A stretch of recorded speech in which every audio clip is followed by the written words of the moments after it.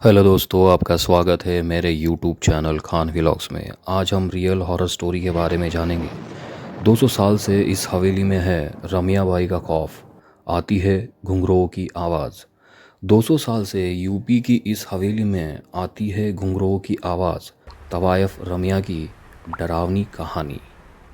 कई खौफनाक हवेलियाँ कई खौफनाक हवेलियों के किस्से अब तक आपने सुने होंगे, मगर ऐसी कोई हवेली नहीं थी जहाँ कोई रहता हो। इसीलिए दास्तान कितनी सच है और कितनी झूठ, ये शक हमेशा बना रहता है। मगर आज जिस हवेली की कहानी हम आपको बता रहे हैं, वहाँ एक परिवार रहता है और साथ में रहती है रमिया, जिसे मरे 200 साल का वक्त गुजर चुका है। अगर वक्त के पन्नों का हिसाब लिया जाए तो दास्तान करीब 200 साल पुरानी है।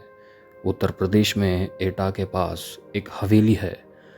वीरान नहीं, बाकायदा आबाद है, एक परिवार के लोगों से, मगर तबाह है एक रूह से।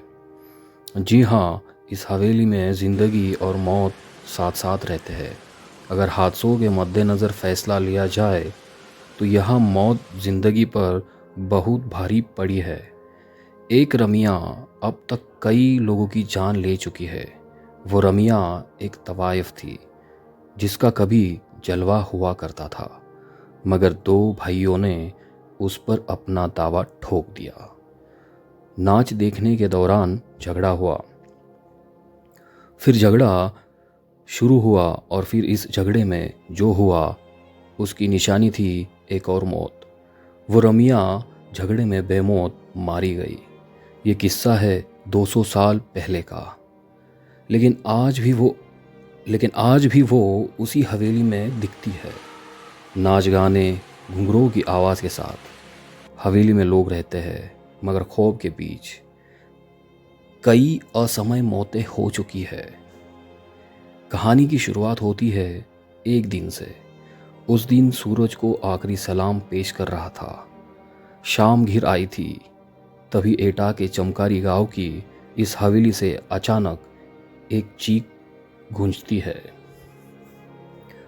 आवाज़ किसी लड़की की है। कहती है, मुझे हवेली से मत निकालो, ये मेरा घर है, वरना मैं तुम सबको बर्बाद कर दूंगी। कोई कुछ समझे इससे पहले एक और चीख गूंजती है, मगर इस बार चीख में मौत की तकलीफ भी घुली हुई है। पानी पानी करहाने की आवाज़ के साथ कोई लड़की पानी मांगती है।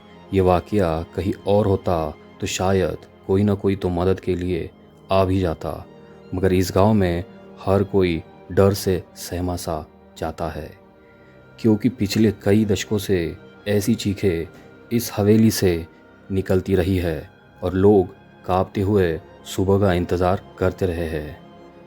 इस हवेली के मालिक सत्येंद्र तोमर कहते हैं कि यहाँ पहले सब ठीक था, लेकिन धीरे धीरे ये दिक्कत बढ़ती ही गई। यहाँ घुंघरूओं की आवाज़ सुनाई देती थी, नाचने की आवाज़ें, इस तरह प्रॉब्लम क्रिएट होती रही। तांत्रिकों को बुलाया गया। कभी कभी आवाज़ें आती, आपको घर छोड़कर जाना पड़ेगा, ये मेरा घर है। इस तरह से हम लोगों को डर लगने लगा। हम लोग खौफ के साए में जीने लगे। लेकिन सवाल ये था कि आखिर कौन है ये लड़की और इसका इस घर से क्या रिश्ता है, क्योंकि दिन ढलते ही इस हवेली के पास से होकर गुजरने वाले रास्तों पर कब्रिस्तान सा सन्नाटा पसर जाता है और एक अजीब अनमनी सी लड़की इस हवेली से भटकती दिखाई देती है। कभी कभी झरोके से झांकती तो कभी हवेली की छत से टक टक की लगाए दूर किसी मुसाफिर का इंतज़ार करती जिसने उसे गौर से देखा है। बताते हैं कि उसकी नज़रें बर्छी की तरह कलेजे को चीरती सी लगती है, मगर कभी इन्हीं नज़रों के दीवाने थे लोग। वो जहाँ खड़ी होती थी उसी के आसपास खड़े होकर लोग उसका दीदार करना चाहते थे। जिस घर में वो रहती थी उसकी खिड़की पर लोगों की नज़रें टकी टकी लगाए रहती थी। इंतज़ार करते थे लोग कि कब खिड़की खुले और उसका दीदार हो। ऐसा जलवा था रमिया का। इस हवेली के आसपास रहने वाले बुजुर्ग बताते हैं कि इस हवेली में से एक खूबसूरत सी लड़की निकलती थी, जिसे वो जब पकड़ने की कोशिश करते वो बिल्ली बन जाती थी। आज इस कोठी में जिंदगी और मौत दोनों का बसेरा है। दूसरी हवेलियों की तरह ये खाली नहीं है। यहाँ गुजरे दौर के तवायफ रमिया की रूह भी रहती है, और इस कोठी के मालिकान भी। मगर मौत के साए में लगातार सांस लेती इन जिंदगियों पर क्या गुजरती है, ये बताने के लिए काफ़ी है कई लोगों की मौत होना, क्योंकि इस हवेली ने अब तक कई अपनों को खो दिया है। हद तो यह है कि इस हवेली के बच्चे भी शैतानी करने या चहकने से पहले सोचने लगे हैं। इस हवेली में आज जितनी भी जिंदगियां बाकी बची है, उनके चेहरों पर जिंदगी का कोई नामो निशान नजर नहीं आता। एक खूबसूरत मगर खौफनाक चेहरा उन्हें लगातार नजर आता है, एक टक घूरता हुआ, शायद ये पूछता हुआ कि इतने लोगों की मौत के बाद भी क्या हिम्मत बाकी है यहाँ रहने की। मगर रमिया आखिर क्यों इंतकाम की आग में झुलस रही है? क्यों उसे मासूम बच्चों पर भी तरस नहीं आता? क्या हुआ था उसके साथ? रमिया बाई, उसकी पायल जब छनकती थी तो लोग दीवाने हो जाया करते थे। हर हवेली का मालिक ये सपना पाला करता था कि एक दिन ये घुंघरू सिर्फ उनके लिए खनकेंगे। बात करीब 200 साल पुरानी है, जब रमिया इसी हवेली से मुजरा किया करती थी। रमिया के दीवानों की फहसियत में इसी इलाके के 2 सगे भाइयों का नाम भी शुमार हुआ करता था, जो तकरीबन हर शाम उसी के पास गुजारा करते थे। मगर रमिया उस बला का नाम था जिसकी खूबसूरती और हुनर के आगे क्या रिश्ते और क्या नाते पल भर में बिखर जाते थे। और यही हुआ उन दोनों भाइयों के साथ भी। रमिया को लेकर दोनों इस कदर जज्बाती हुए कि एक दूसरे की जान के दुश्मन बन गए। और जब रमिया ने बेकाबू हालत काबू में करने की कोशिश की तो गुस्से से लहराता एक खंजर रमिया के ही शरीर में उतर गया। दरअसल ये कहा जाता है कि दोनों भाइयों की लड़ाई में रमिया बीच बचाव करने आ गई थी। उसकी दीवानगी ही उसका कसूर बना। वो चाहती थी कि दोनों में खून खराबा ना हो, लेकिन हुआ इसके ठीक उलट। खून तो हुआ, लेकिन उन 2 भाइयों में से नहीं, बल्कि रमिया का, जिसका कोई कसूर नहीं था।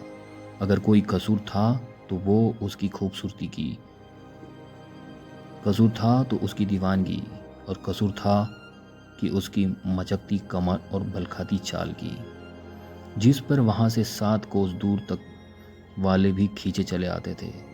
लेकिन आज उसी खूबसूरती पर 2 भाई ऐसे टूटे कि आपस में ही भिड़ गए, और खंजर रमिया के सीने में घुस गया। वो खंजर बहुत गहरा जख्म छोड़ गया। जिंदगी की सांसें उसकी टूटी हुई पायल के घुंघरूओं की तरफ बिखरती जा रही थी। मौत दस्तक दे चुकी थी, और फिर रमिया के साथ ही नाच गाना, मस्ती, ठिठोली, सब कुछ खत्म हो गया था उसकी मौत के साथ थी। और ये मौत इस हवेली पर बहुत भारी पड़ी। वक्त बीतता गया, मगर उसकी यादें कभी धुंधली नहीं पड़ती भी कैसे, क्योंकि रमिया ने तो इस हवेली को छोड़ा ही नहीं था। वो आज भी लोगों को नज़र आती है, मगर गाती गुनगुनाती नहीं, बदहवास घूमती हुई, याद करती हुई उन सुनहरे दिनों की, जब एक महफिल उठती नहीं कि दूसरी सजाने को बेताब लोग वहां पहुंच जाते। फर्क सिर्फ इतना है कि 200 साल पहले इस ट्योड़ी से निकला हर कदम मस्ती से झूमता हुआ निकलता था, मगर आज यहाँ से लाशें निकलती है। आज भी यहाँ मरने वालों का दिखता है साया। इस बारे में हवेली के मालिक सत्येंद्र तोमर बताते हैं कि मेरी माँ को एक दिन साया दिखाई दिया था। इसके बाद उनकी मौत हो गई थी। इस तरह रमिया का प्रकोप हमारी हवेली पर हमेशा खौफनाक साए की तरह पड़ता गया है। एक एक कर मेरे 3 बच्चे, फिर मेरी पत्नी की भी जान जा चुकी है। हालांकि अब इस हवेली को बचाने की जिम्मेदारी सत्येंद्र पर ही है। वो एक पढ़े लिखे इंसान हैं और इससे पहले वो भूत प्रेत और प्रेत जैसी बातों को मानते भी नहीं थे। मगर आज जब वो अपने परिवार पर नज़र दौड़ाते हैं तो हर रिश्ता अधूरा नज़र आता है। वो जिंदा है मगर पत्नी नहीं रही, कोई बच्चा जिंदा है तो माँ मर चुकी है, भाभी है मगर भाईजान गवा चुके हैं। कहते हैं कि तोमर परिवार से पहले इस हवेली में गुप्ता परिवार रहा करता था। लगातार हुई मौतों ने गुप्ता परिवार को इतना तोड़ दिया कि उन्होंने कौड़ियों के दाम यह हवेली बेच दी।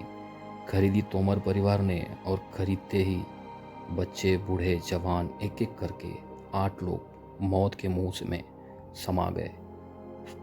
फिर सहारा लिया पूजा पाठ का, नतीजा इस बार उसकी जान गई जिसने पूजा कराई थी। इस हवेली के बारे में पुरानी मालकिन आखिर क्या सोचती है? इस बारे में पुरानी मालकिन ओमवती गुप्ता बताती है कि आगरा रोड पर बसा चमकरी गांव है। वक्त के पलों को बूंदते बूंदते आज तकरीबन 200 साल गुजार चुका है, लेकिन उस हादसे के बाद यहाँ कुछ नया नहीं हुआ सिवाय रमिया की दास्तान के, जो यहाँ के दाने बाने में बुन सी गई है। कुछ इतनी शिद्दत से कि बाकायदा नज़र भी आती है।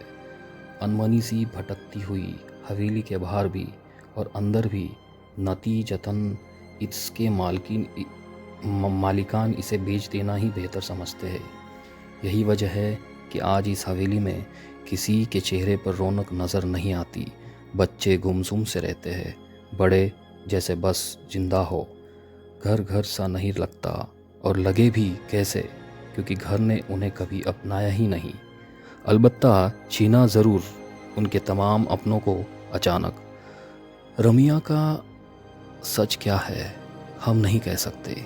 हाँ, इतना ज़रूर कह सकते हैं कि यहाँ रहने वाले दोनों परिवारों में बेहिसाब बेवजह मौत हुई है, और अगर ये सब कुछ इत्तेफाक है तो यकीनन बहुत खौफनाक इत्तेफाक है, शायद रमिया के खौफ से कहीं ज़्यादा खौफनाक। आपको मेरी ये कहानी कैसी लगी कमेंट बॉक्स में कमेंट करके ज़रूर बताइएगा। प्लीज़ प्लीज़ प्लीज़ सब्सक्राइब कीजिएगा, शेयर कीजिएगा, लाइक कीजिएगा और ढेर सारा प्यार दीजिएगा। Thank you.